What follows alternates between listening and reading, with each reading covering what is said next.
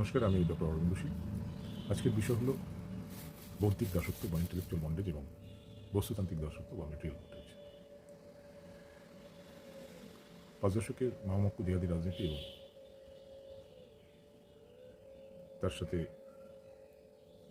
কিছু দোগলা তিলকধারী রাজনীতি, তাদের সম্মিলিতভাবে দেখলে এদের সাবজেক্ট ডিফারেন্ট হলেও অবজেক্ট কিন্তু একই, এবং সেটা হলো বৌদ্ধিক দাসত্ব এবং বস্তুতান্ত্রিক দাসত্ব।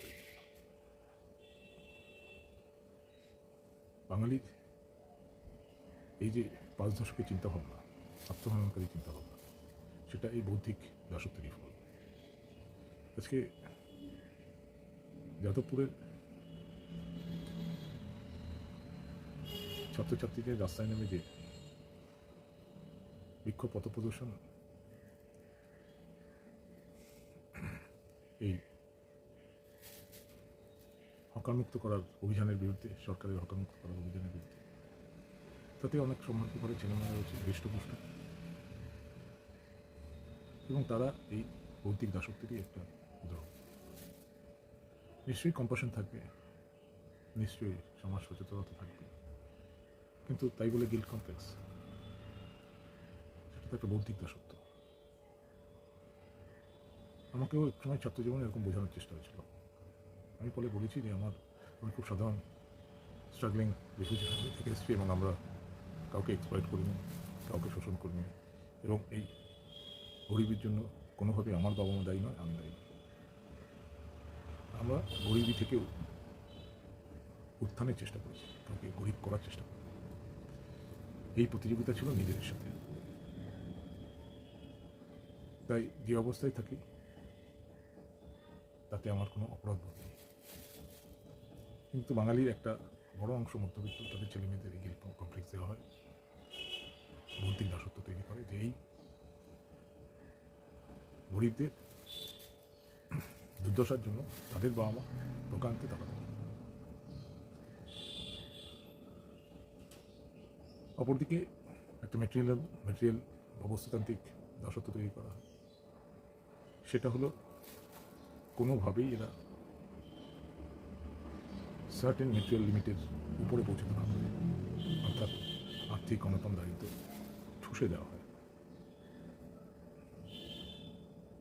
উদ্দেশ্যই হলো একটা সার্ভাইভ কমিউনিটি তৈরি করা, মেটেরিয়ালি ডিপেন্ডেন্ট, নিডি। আর সেই কারণেই সম্ভব হয়েছিল এই যত সাবসিডি স্কিম, গাজরের মতো তাদেরকে ভোট নিত।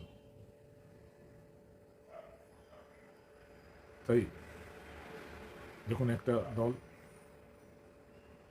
তার মাথা, তারা চেষ্টা করেছিল একে বাংলাদেশ বানাতে, অপরদিকে কিছু তিলকধারী ভণ্ড, তারা তাদের ব্যবসার স্বার্থে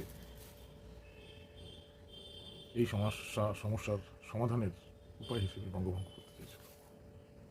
দুজনের বিষয় আলাদা হলেও উদ্দেশ্য এক। আজ হিন্দু বাঙালি, জাতীয়তা বাঙালি একজোট হয়ে সেই ষড়যন্ত্র আটকেছে। তাই আর নিজেদের মোহনবাগান ইস্ট বেঙ্গলে ভেদাভেদ করবেন না। এই বস্তুতান্ত্রিক এবং এই বৌদ্ধিক দাসত্ব থেকে মুক্তি পাওয়ার উপায় খুঁজুন। নিজেদের থিঙ্ক ট্যাঙ্ক গঠন করুন, পাড়ায় পাড়ায়, গ্রামে গ্রামে, এবং নিজেদের এম্পাওয়ারমেন্ট, ক্ষমতায়ন সম্বন্ধে সচেতন হবে। এটা শুধু আপনাদের ক্ষেত্রে না, আমার ব্যক্তিগত ক্ষেত্রে। কারণ এতদিন দারিদ্রের সাথে লড়াই করেছি, সমঝোতা করিনি, সেকেন্ড ক্লাস সিটিজেন করে রাখা আছে, এখনও তাই।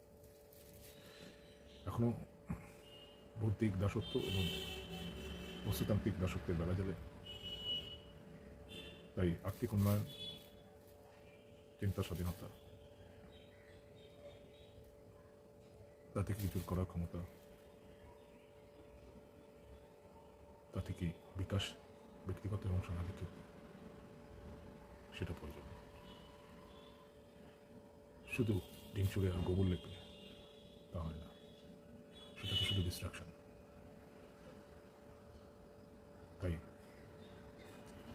সত্যিকারের আচ্ছা দিন এসেছে কিনা ভাবতে হবে ব্যক্তিগত ক্ষেত্র দিয়ে। নমস্কার, এখানে শেষ করলাম, ভেবে দেখুন।